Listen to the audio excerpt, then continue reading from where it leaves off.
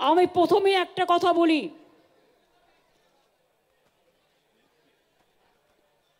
SIR করতে 3 বছর time লাগে। 2002-এ লাস্ট হয়েছিল। আমরা কেউ বলিনি তো করতে হবে না।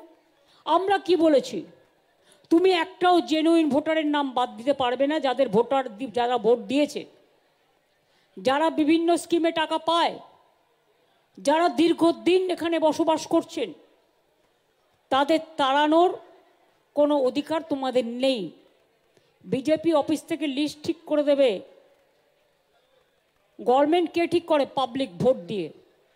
এখন সিস্টেমটাই পাল্টে যাচ্ছে দেখছি। ইলেকশন কমিশন ঠিক করবে, গভর্নমেন্ট কে ঠিক করবে? তা কখনো হয় নাকি?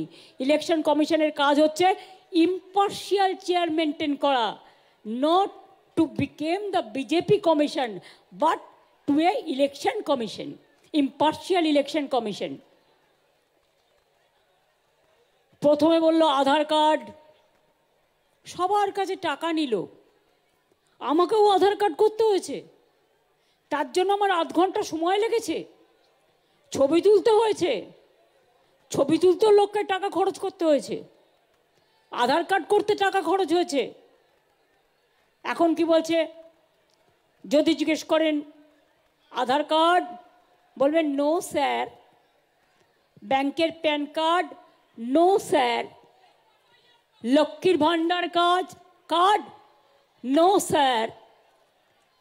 স্বাস্থ্যসাথীর card, no sir. PAN card, no sir. Bank account card, no sir. BJP, yes sir.